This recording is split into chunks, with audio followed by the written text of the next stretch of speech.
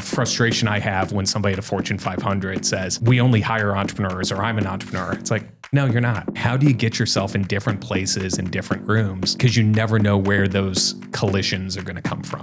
He's like, I come back to Cincinnati 2 or 3 times a year, and I would never think about that my day job had an application in my hometown. What is the question I should ask myself to make sure that the founder product fit works? I think it's a twofold. One is, welcome to the Cincinnati Business Podcast, where we give you practical tips and tricks to grow yourself and your business.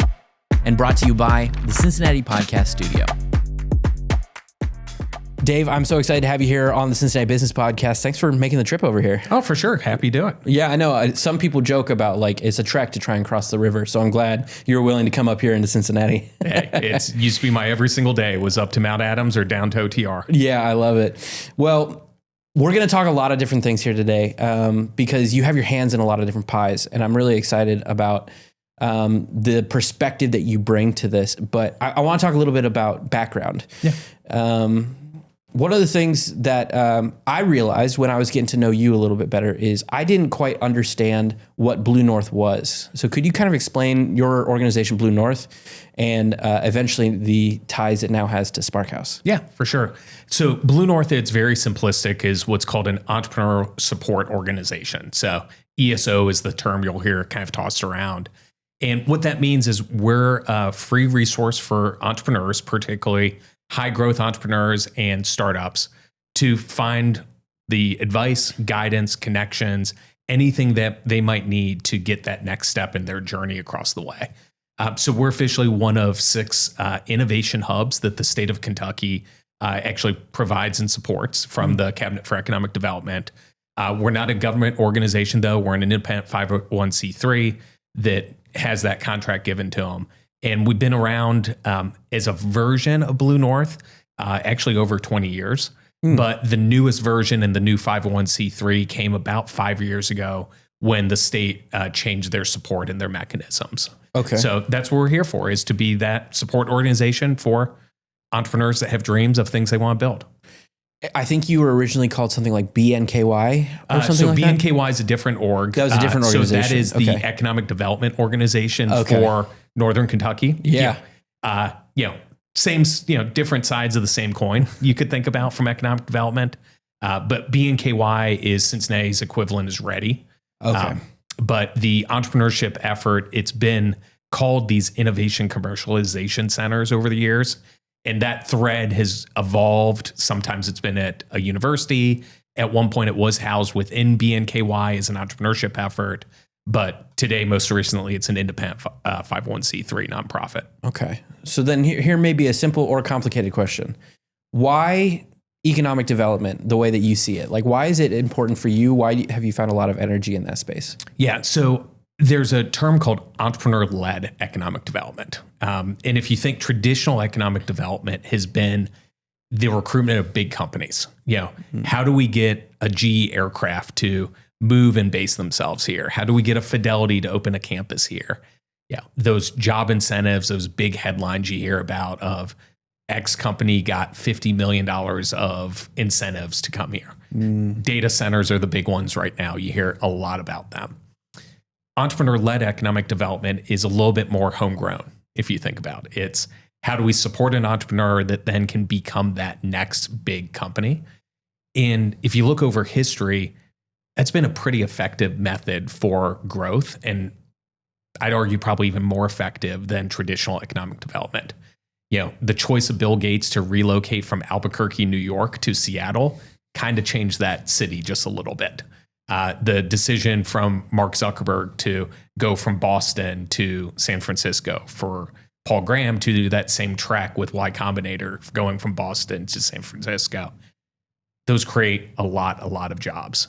And I think it's something like the 7 biggest companies by market cap right now were all venture-backed, entrepreneur-created companies.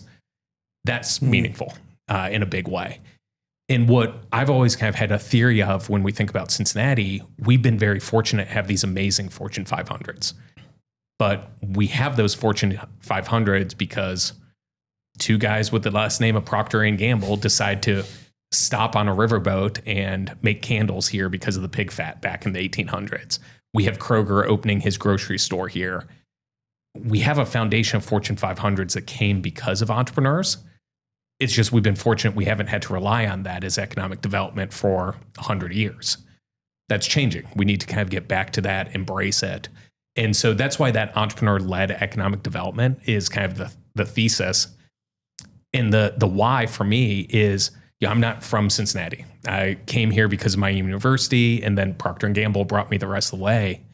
And I, in turn, fell in love with the city and the region. If this was going to be the place I wanted to raise my family, build my career, I want it to be a place where it was thriving for the next 50 years, the next 100 years. And belief of entrepreneurship and startups is a way to do that, and not have to spend my entire life on a plane going to see companies in other places, but have them here. That's the why for me. Well, you've been an entrepreneur for a lot of your career, and you talk about this idea of, and I want to get into it later, but entrepreneurship through acquisition. And I want to get into that sort of thing, but you've acquired companies, grown them quite a bit. You've been a part of large organizations in the area and helped grow them, like Rockfish. Mm-hmm. You started the Brandery. I can't remember off the top of my head the name of the organization you purchased and helped grow. Mm-hmm. I think news report said 4x multiple in 3 years.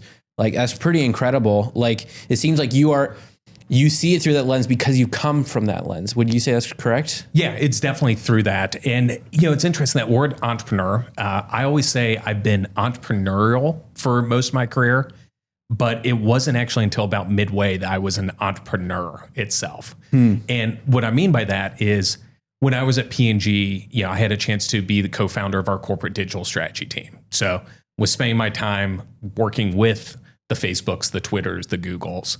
I was having a chance to do corporate investment and work alongside that.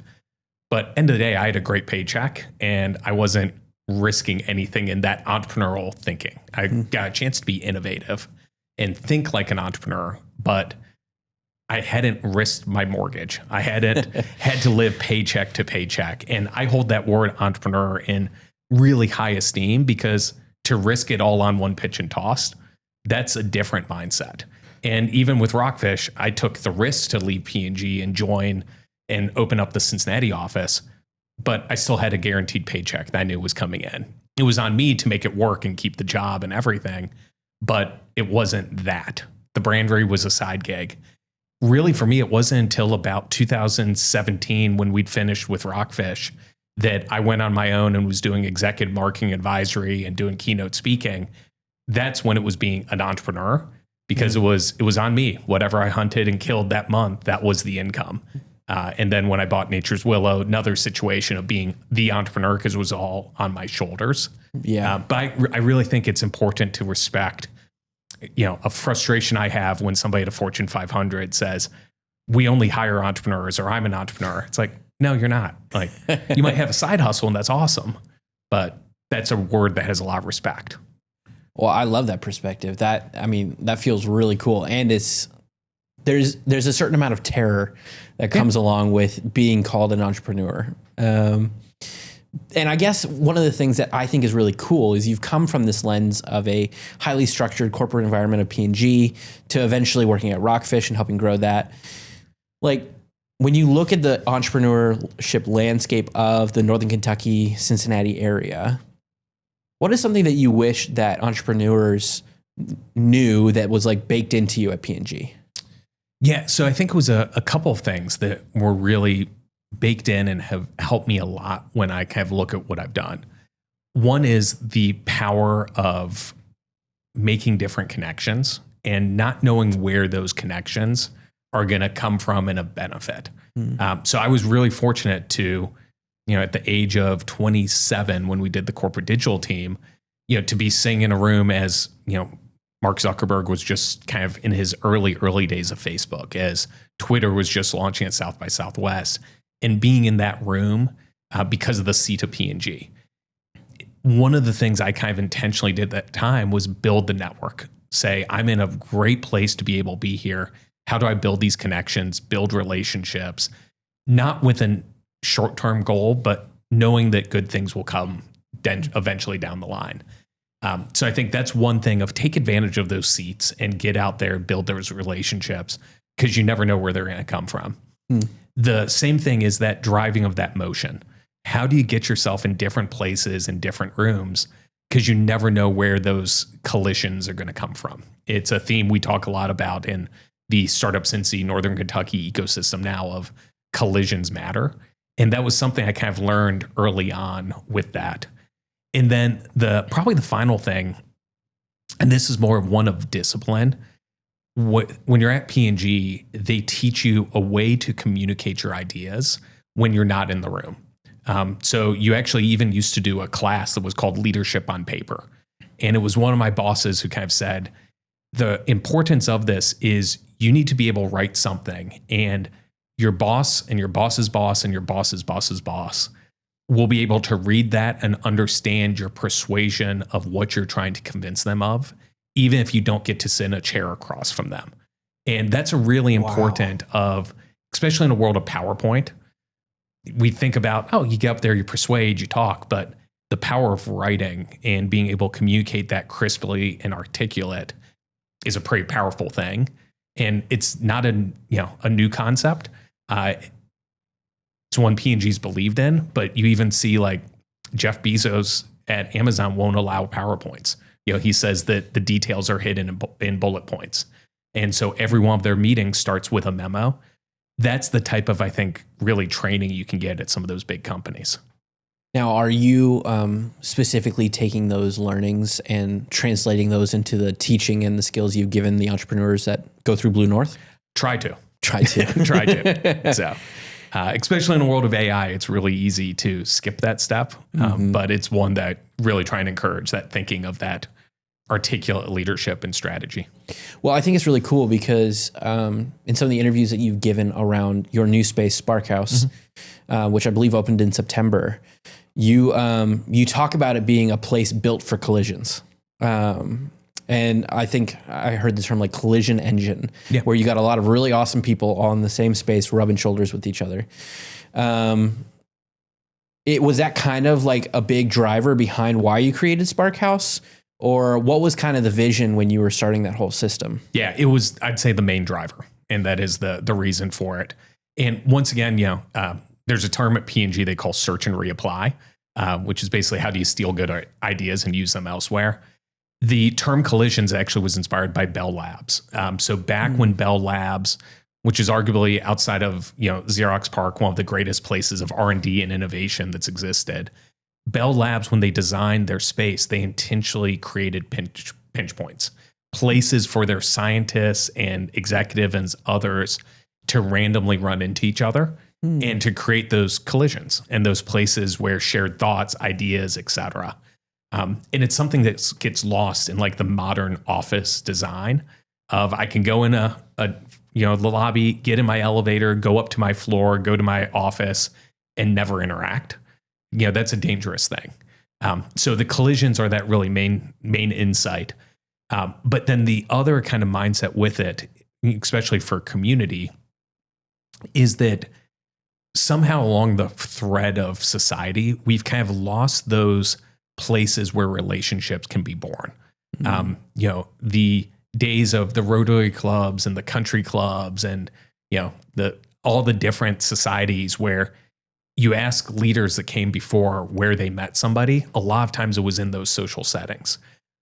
For some reason, we just don't have them as much today, and it's not as core part, especially of the entrepreneurial journey. And so one of our ideas is those collisions are about how do we start the relationships that will make a difference, hopefully in the next 1 to 2 years, but will also be the ones 20 years from now where somebody asks, well, where'd you meet so-and-so originally? And we hope that Spark House is that place where a lot of those relationships were started that made a long-term difference for our community. I love that. That is a beautifully intentional action in building this. Now, you also mentioned that Spark House is kind of like a physical manifestation in a way of Blue North. Yeah. Because even when you and I first talked, I was like, okay, I don't quite understand Blue North. I understand Spark House, but not this. Because I know you also said Spark House is not what you would call like a co-working space. Correct. It's not that. What do you kind of view it as? So we call it an entrepreneurial hub. Okay. And that's very intentional that if you look across, the country, there are, a good number of these entrepreneurial hubs that are that center of their community. Here in Cincinnati, that's the role that Union Hall and Centrifuge has played. Chicago, it was 1871 and M Hub. Tampa, it's Embark Collective, so forth and so on. And it's, yes, they have offices, they have desks, they have co-working, but those are all features of an entrepreneurial hub. It's really that central place of that community. I kind of call it's the town hall of the entrepreneurial community. That's what these things are meant to be when I say that entrepreneurial hub. One of the biggest problems that you face when you're trying to create a podcast is the lack of time to make your podcast great. It takes hours of your time to plan, record, and edit, and then eventually post your content. Here at the Cincinnati Podcast Studio, we help brands and entrepreneurs build their own podcast with services from planning to posting. We've got you covered. So come to our studio located in downtown Cincinnati and let us help you plan your show, coach you on how to be a great host, record, edit, and post your show. If you're interested in starting your own show, check us out at CincinnatiPodcastStudio.com. That vision, which is already being lived out, and you're only 6 months into this process. I'm constantly meeting these amazing, high quality people coming out of Spark House. It's been really incredible, this caliber of person that I meet there every single time. It's I trust them because they've come from Spark House. So was that an intentional decision on your part about how you brought people into that space? Or was that something that just kind of happened because of the people that were already there? Yeah, definitely an intentional kind of approach for it. So first off, there's the old study of, if you look at what somebody's earning potential is going to be, look at their 5 closest friends. And there's a lot of scientific studies that have been about those that you spend the most time with and what that means for your own network, your own success, et cetera. And high achievers want to be surrounded by other high achievers. That's just kind of a basic human nature, if you will. And so that's one where with the private offices of Spark House, it was a very intentional, what are we going for? It's you can't just reach out and say, I want an office. It's, here's my type of company. Here's why I fit into that bucket of being a high growth entrepreneur or a startup, what I'm trying to build, et cetera. And you keep that bar high. And that's an intentional goal to really do that and drive that. So then when you think about the greater Cincinnati area at large, what would you kind of say is the biggest constraint you see? Because I know you and I were talking about, when we talked about this earlier in the conversation around the idea of the big Fortune 500s that exist here. You and I have talked offline about the idea of you want to grow the next Fortune 500 company here in Cincinnati, but especially because you're kind of in the world of venture and of venture capital and just trying to help businesses start and grow well.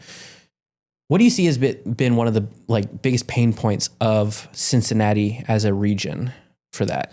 Yeah, so I would say it's the same thread that we've been trying to solve for over a decade, and we're making progress towards it, but we still have ways to go with it.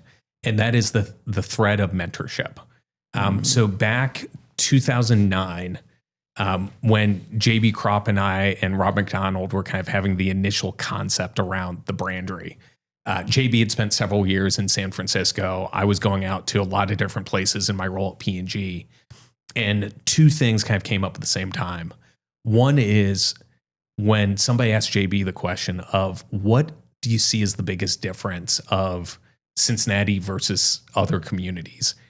He said it's people that have been there and done it and can be mentors to give back in the next generation. We have a lot of amazingly wicked smart people, but translating the experience at a Fortune 500, some of that can be applied to building a tech startup. That's why we called it the brandery, et cetera. Yeah. But there's a lot that can't. How do you understand that, have those relationships and those networks? So I think that's one thing that we've been working for a long time of how do you get not just mentors, but the right mentors. because it's got to be that expertise. It's the right expertise at the right moment, the right time, not just anybody that wants to give advice, because there's a big difference between advice and opinion. And mentorship isn't about opinions. It's about that advice that can be brought. So I think that's one kind of thread. And then the second is really bringing those national networks in. It's a fallacy that an ecosystem can be built of its own. They have to be interconnected. And that's something we continuously work on and drive of how do we have and be proud of this amazing stuff we have going on here, but recognize it can't be in isolation. And it can't be isolation within our city. It can't be our isolation within our states. It can't be isolation within multi-states. And it can't be isolation nationally. So how do we bring those threads and those connections and really build upon it and continue to do so? When you were talking about that, you made me think about some language that is kind of popular now in political circles is the term like brain drain. And we're seeing like all the capital, all the like the large investment funds and stuff are often like located in larger cities than ours. And there is this worry that we're going to lose some of the brightest that we have to those locations. And obviously, like you said, this is something you've been trying to figure out for a long time. What is something that you guys are doing right now to fix some of those problems? Yeah. So I think the first thing is that the thing I struggle with brain drain is assuming it's a zero-sum game. That once somebody leaves, that they no longer have any connection to us. And I'll use the example of one of our first mentors for the brandery was Doug Pepper. And his father, John, was CEO of P&G for years. And he is a great venture capitalist out in San Francisco. And when we got him involved through, a mutual friend, he's like, I come back to Cincinnati 2 or 3 times a year to come see mom and dad. But I would always just land at CVG, drive up to Wyoming, and I would never think about that my day job had an application in my hometown. And so one of the things we have to do is start with that and start with that we have amazing connections of people that have loved this town, love this region. And while life might not have them living here, that doesn't mean they can't have a connection here in a lot of different ways. So that's kind of a first step is understanding what's out there and thinking about that, thinking about what we can do with it. How do we leverage that? Then the second is recognize that the best and the brightest, if you have a chance to graduate high school as a valedictorian and go off on a full ride to an Ivy League, you need to go do that. It shouldn't be, well, you should stay here just because, no, go do that. And if you have a chance then to go work for Google or McKinsey or Goldman Sachs, go do that. We have to, though, think about how do we open the door for somebody to come back if they want to? And I use the example of a really good friend of mine who worked together at P&G. Him and his wife grew up on the west side of Cincinnati. He ended up going and was the founding chief marketing officer for Dollar Shave Club, was part of them selling for $1 billion to Unilever. And financials weren't the barrier for him to come back to town. It was understanding what opportunities existed here. So it wasn't a perception of stepping back in his career and stepping back for the job he might come here, the thing he might start, whatever it might be. How do we get them back? And with that instance, we were able to share an opportunity around when Everything But the House was this really awesome, hot company. And he came back and used that as the opportunity to come back to town. And now he's gone on to be CMO of several publicly traded companies, but he didn't have to leave his home at that point to do it. So how do we think about have those relationships and realize that sometimes we'll be short-term, sometimes we'll be long-term, but there can be a lot of threads and benefits. It sounds like a daunting task to try to maintain relationships in that way. It sounds uniquely personal in a way. Like you have a lot of these relationships, you helped make the connections, and he shows up kind of thing. Like, how does that scale? How do we build that amongst our community to try and help that be a accepted practice of like, oh, I go out and I learn things and I bring it back to my hometown? Yeah. So I think one, it doesn't have to scale. So Paul Graham has a famous essay, who's the founder of Y Combinator, of do things that don't scale.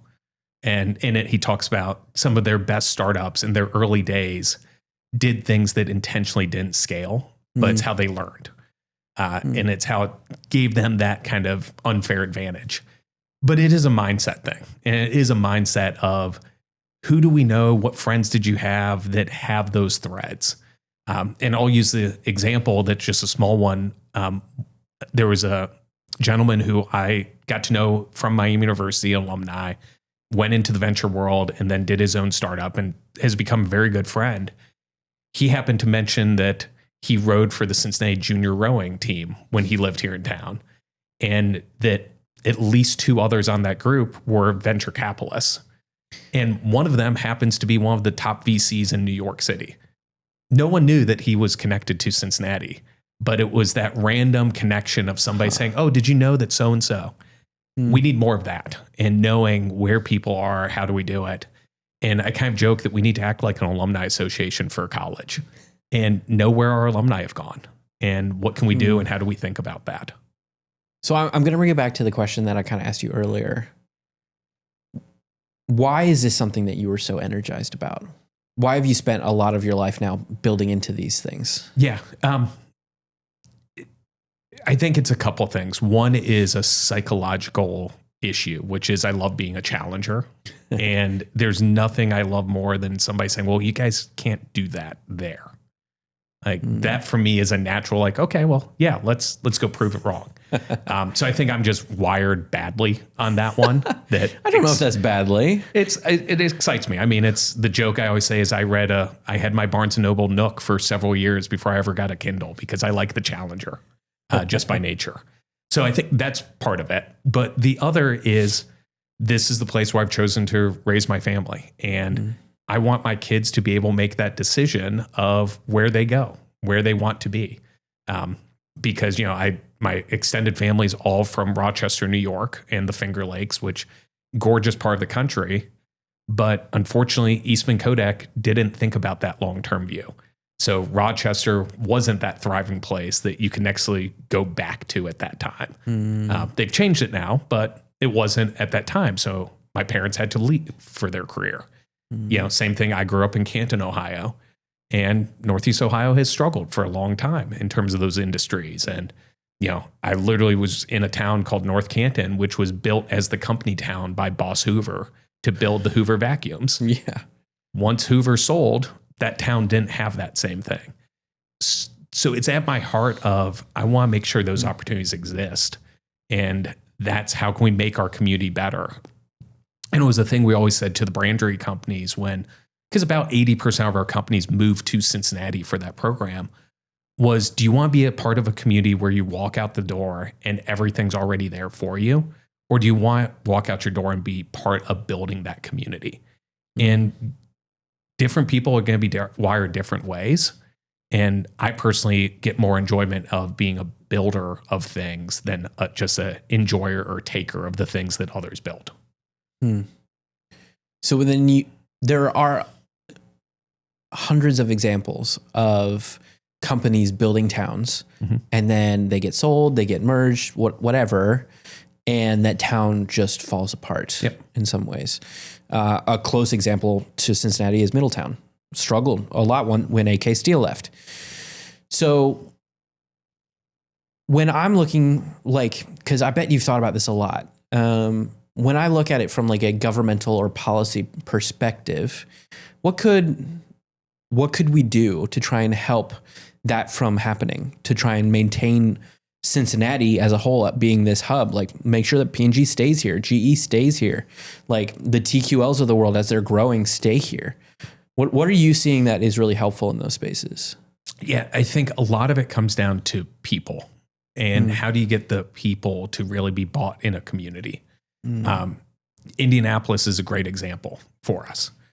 So Indianapolis, a town that obviously they've got Eli Lilly and NCAA and a lot of tent poles.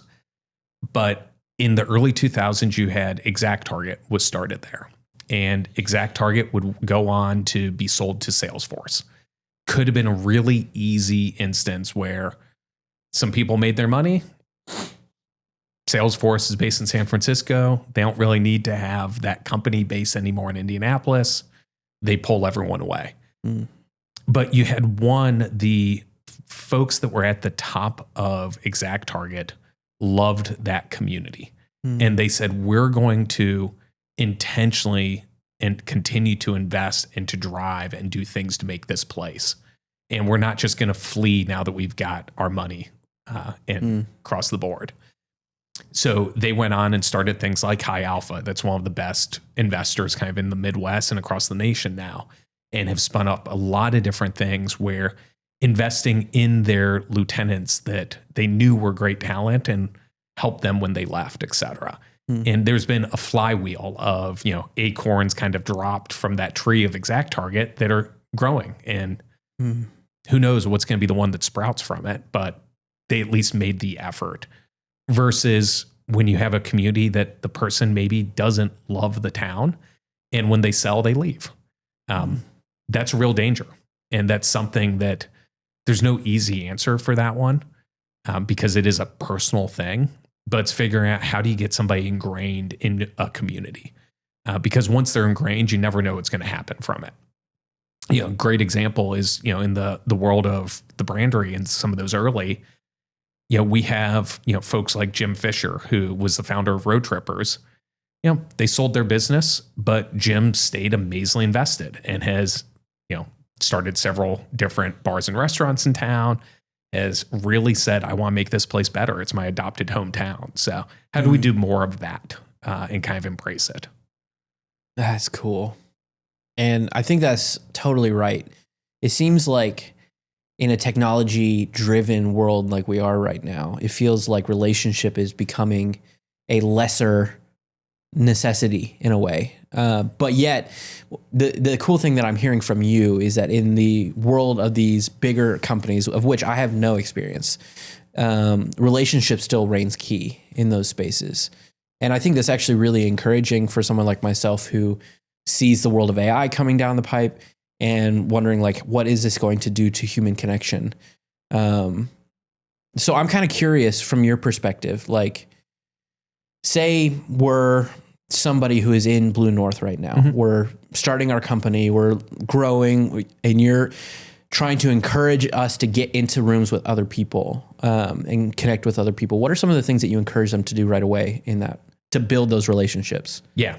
So I think I'll just start with a philosophy of, because you said, in Blue North. And there's a reason we actually didn't call Spark House Blue North, which some entrepreneurial hubs do. Embark Collective, there's the organization and the space, and it's the same thing. And that's why they've done that. Same thing, 1871, they had that same approach in Chicago, et cetera.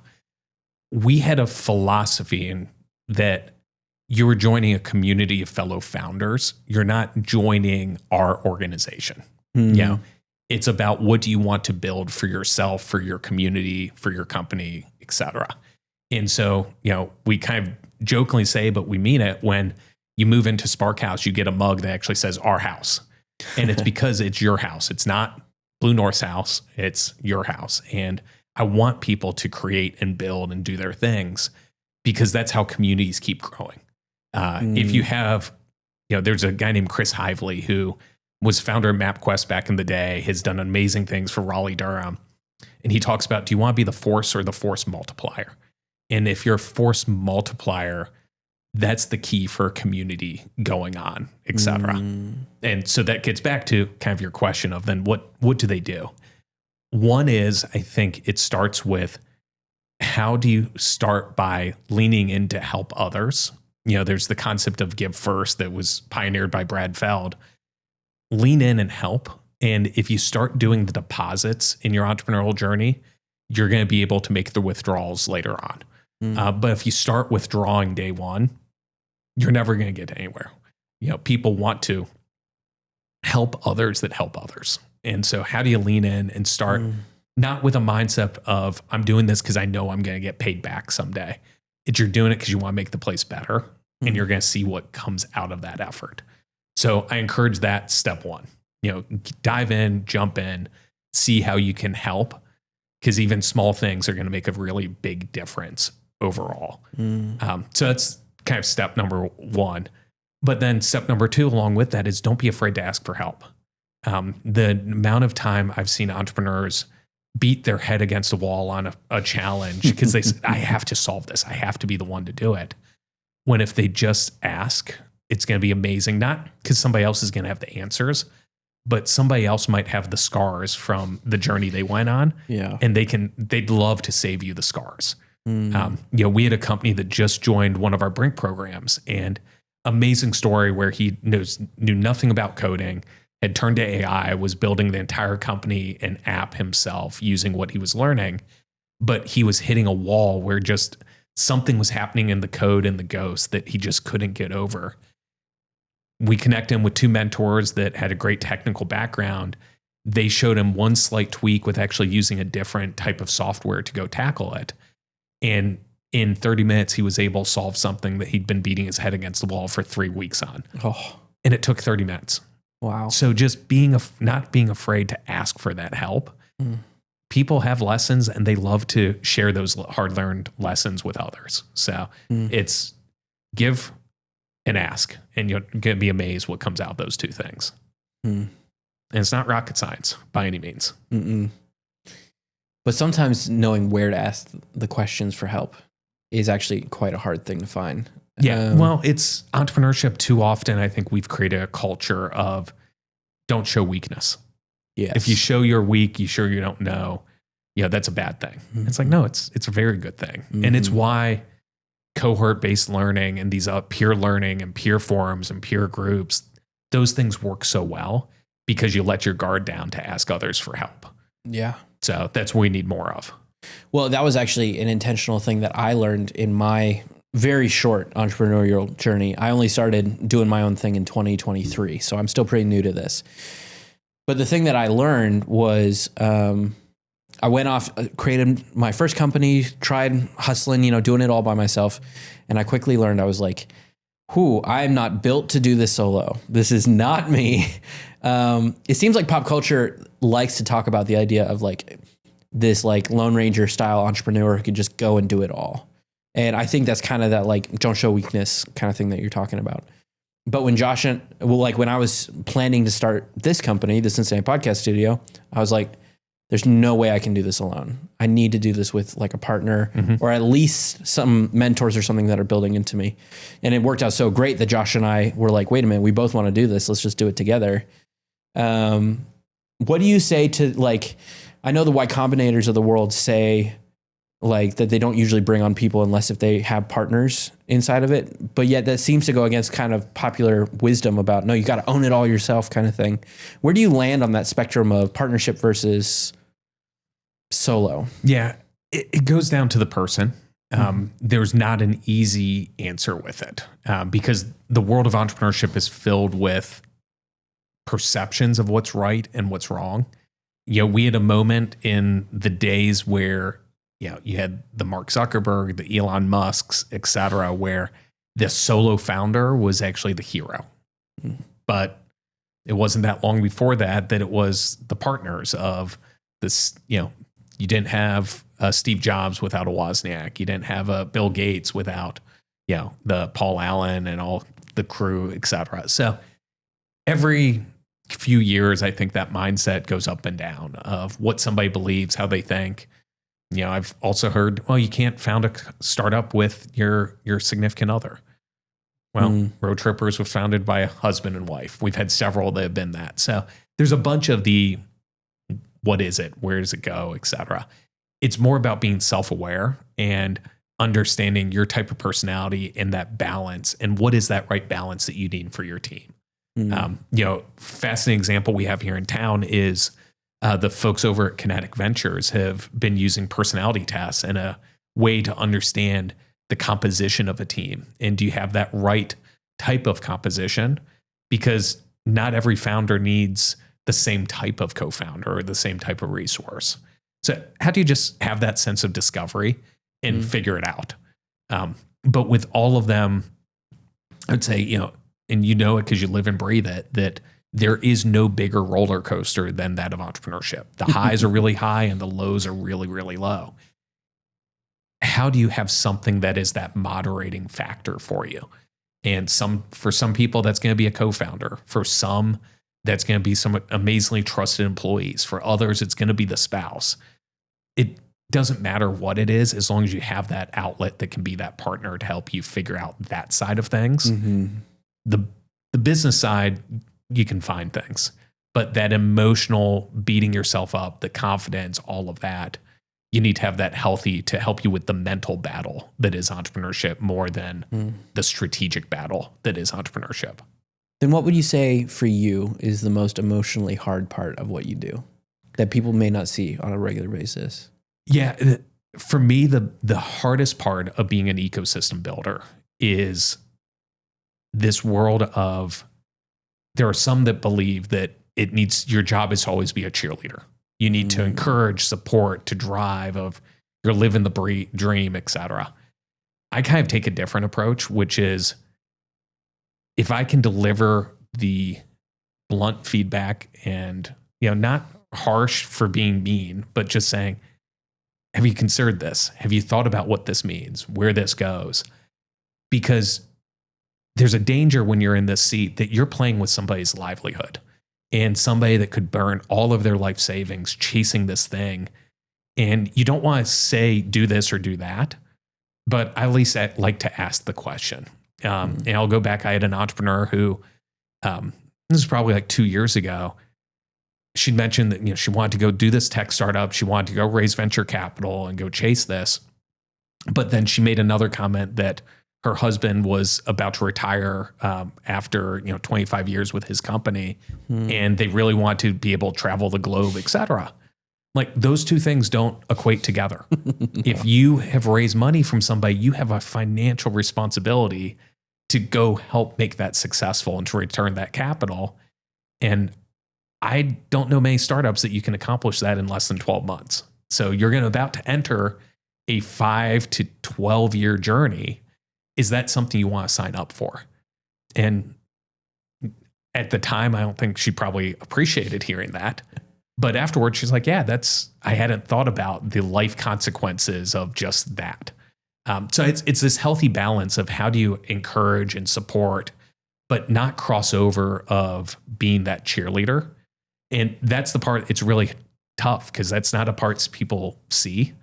And they sometimes don't like hearing it, but it's not being mean to be mean and trying not to. It's just saying, have you thought about this? Have you considered this? That's the part that's probably the toughest about being an ecosystem builder is how do you find that line of being supportive and encouraging, but also not creating false dreams and false hope that will have really dangerous consequences for somebody personally, for their family, for a bunch of other things. Man, I appreciate that so much. I had a nickname. I was a part of a leadership team for a group for like young singles and I had earned the nickname the Contrarian because I was kind of like, have you guys thought this through a lot? And it's interesting because for me, I struggled with kind of the imposter syndrome of saying, is it worthwhile for me to speak up in this moment? And I love hearing what you say of this like weight that you have with that, because there's a lot of people who are going to cheer on the small businesses, the entrepreneurs, and it's also a really long slog. But I love the reality side that you are willing to give people. That feels unique and feels very, it makes you almost feel more trustworthy. It's the hope. Yeah. Yeah. And I think that's pretty incredible, actually. So when you're thinking about, say, I am a early 20-something who is wanting to go into the world of entrepreneurship, I have an idea, or maybe I'm even just trying to figure out what is the best thing to build into right now. What are you seeing as some potential places? What would you counsel me in, and what would you encourage me to look into as I do this? Yeah. So, we're in a fascinating moment that for me feels a lot like the moment that was the early 2000s. And what I mean by that is when I joined P&G, one of the first assignments I had was to launch a brand and an extension that was one of the first times that we were trying to launch something without having the budget for major TV and 30-second support. And it was go figure out how to do this. That was that very early days of, if you were lucky, somebody was spending single digits in digital marketing. It was still mass TV, mass print. That was the way that you grew brands. But a mentor of mine at the time, because I came in straight, I didn't come from an MBA, I came straight out of undergraduate.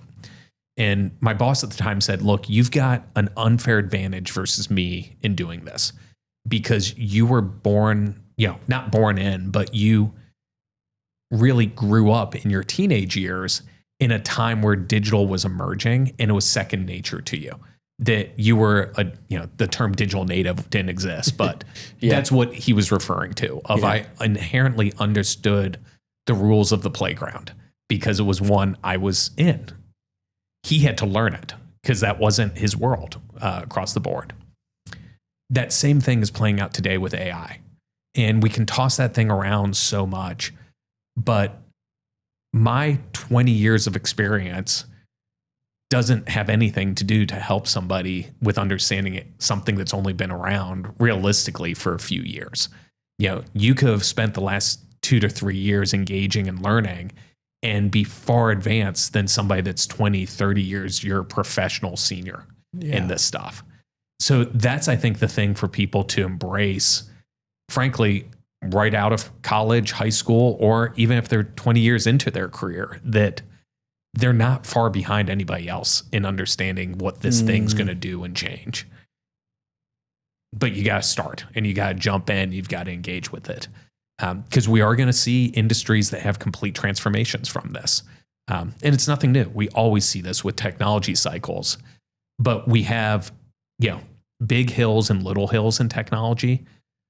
This is a big hill. This is a big hill like the internet emerging. Mobile was a little hill, social was a little hill, but this is a big hill. And how do you embrace that and think about that?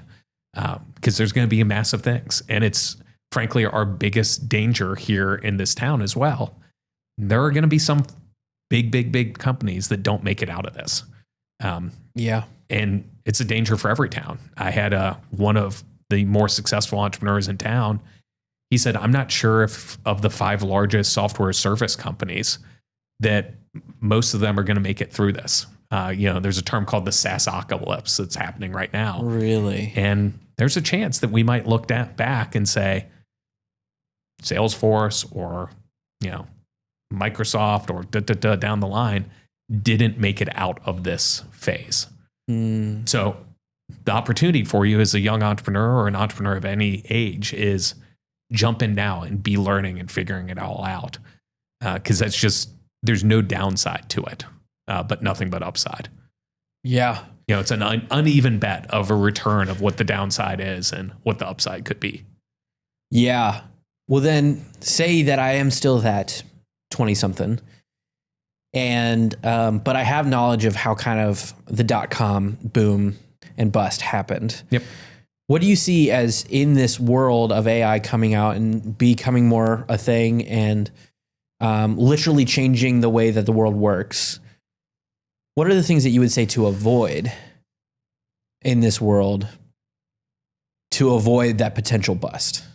Yeah, I mean, there's a lot of different paths you can go with it. But, if you're looking at ideas and things that you're trying to build as a starting point, are you building a feature or are you building a product?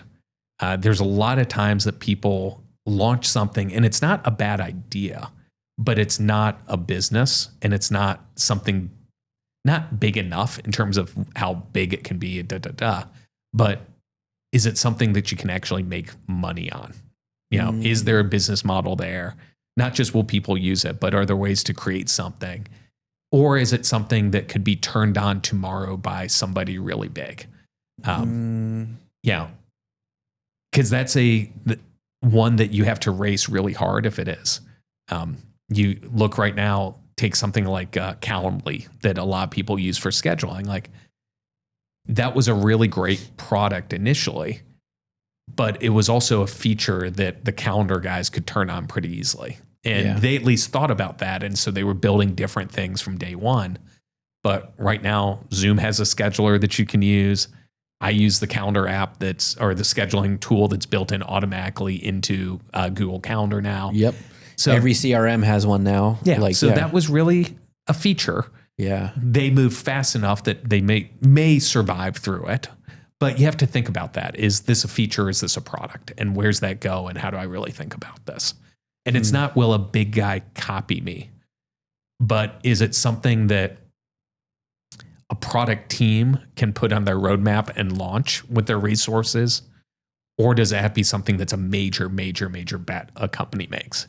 If it's a major bet, you're probably going to be pretty safe. But if it's a feature that a product team could build, that's a dangerous path to be on.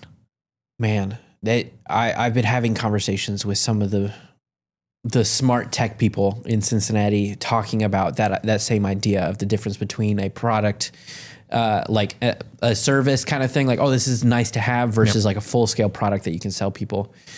And a lot of people are talking about the things of like creating data sets and like things that like people can't get access to in other ways like that. But yet it seems like the world of social media right now loves this idea of like, oh, you'll spin up a company, make $1,000 in the next 72 hours with using AI. But that, from what it sounds like you're explaining to me, is kind of the thing that like, okay, that will be overshadowed by somebody someday. Not necessarily. And what I mean by it's what's your intent and what's your goal. Okay. So if you want to spin something up super fast that anybody else can replicate, and you think you can use that thing to go raise $5 million of venture capital and create a $100 million exit, probably not. But if you want to create a product that can make $5,000 to even $50,000 a month of income, and it's got a 95% profit margin that's just going straight to your bottom line, that's probably never been easier than ever before. And that ain't bad. No. If you can create those things that can be I hate the term side hustle because, I just don't love it. Yeah. But those things that are hobbies that can turn into something else, those creative outlets or anything else, like that's awesome. And how do you have those that, we are probably emerging into a world where it's a lot more likely, and one that's already happened, where you're not just ever going to be W-2s, that you are going to have a lot of diversified income sources, which is a good thing and a pretty cool thing as well.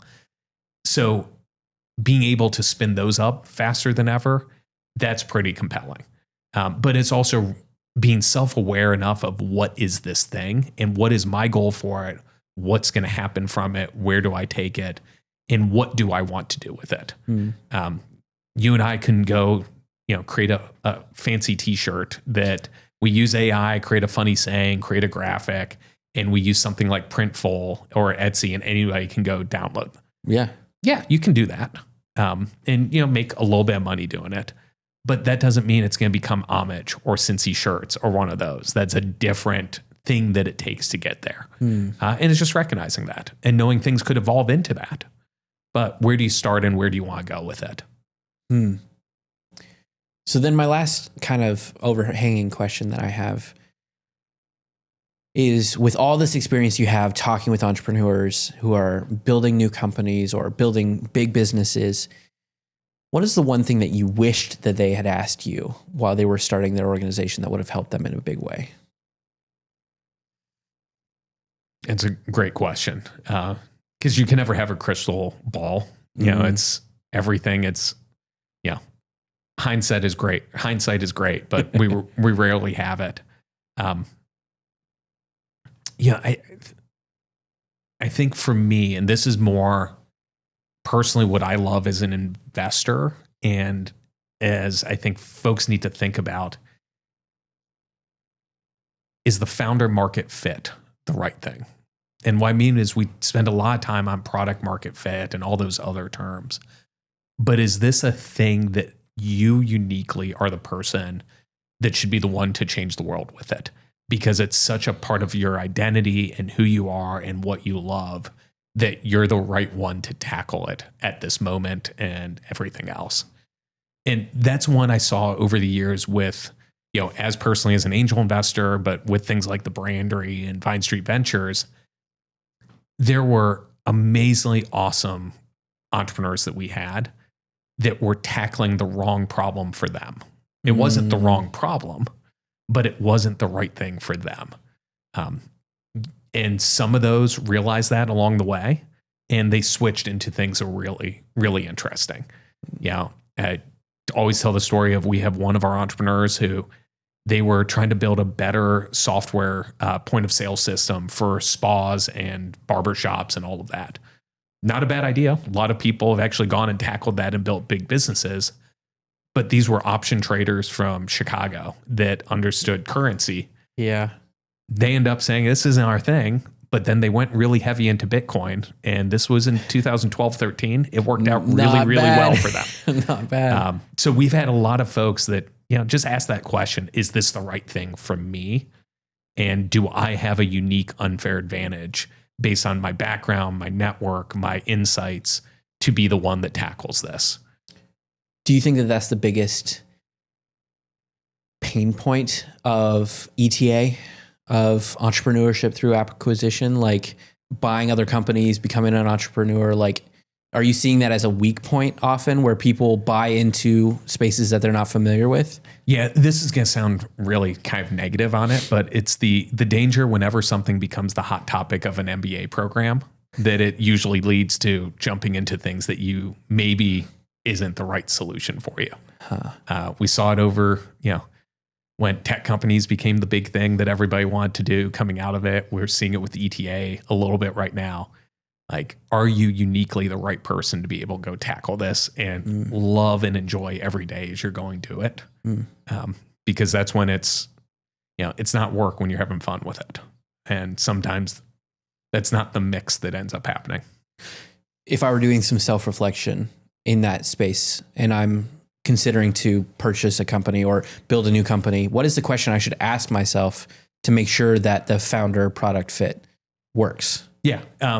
I think it's a twofold. One is there's a power in job shadowing. We had to do it when we were in high school, and some of us did it in college. Go see the day-to-day of some of this stuff and see if it's something that you're going to be jazzed every single day about the stuff that you spend your time doing.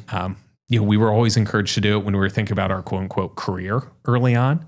And you're like, oh, that actually doesn't seem that fun. But can you do that when you're thinking about the business, and what that looks like and where that goes into it?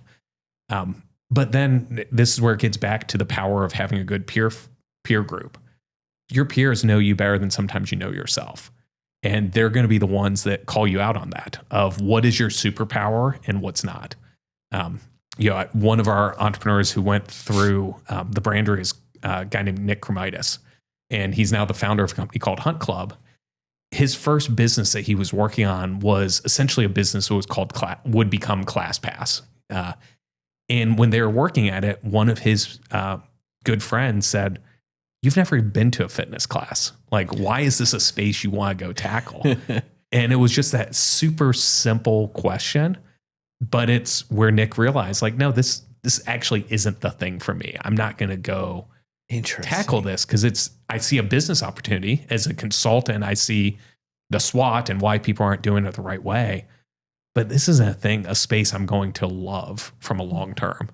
And he ended up going into Hunt Club because where his superpower was being that person that loved the power of referrals and networks and helping find the right person for the right thing. And it's the perfect founder market fit for him to kind of go off and tackle that. So, know yourself and have your friends that know you, because those two things will help guide you on the right path. That's awesome. Wow. Well, this has been an incredible conversation, but I wanted to make sure we touched on two quick things. Yeah. This is going to be launching just a couple days before your Entrepreneurial Spark fundraising event. Yep. Coming up on the 27th of February, right? Can you tell people a little bit about what that is? Yeah. So that's a super fun initiative that we started last year. So one of the things we love to do in Blue North is partner with the entrepreneurial community to do different things. Last year, we did an inaugural launch of what was called the Entrepreneurial Spark Bourbon.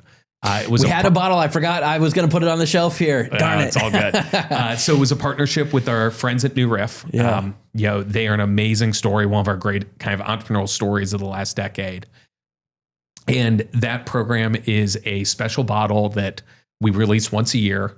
It's actually selected by a group of entrepreneurs. So we have a group of entrepreneurs every year that's selected, a new group each year. And this year it is 3 barrels that are being blended together to do a 6-year release. We're going to have just about 500 bottles available. Last year, they actually sold out in under 24 hours. Wow. So we're going to go on sale on Friday, the 27th at 11 a.m.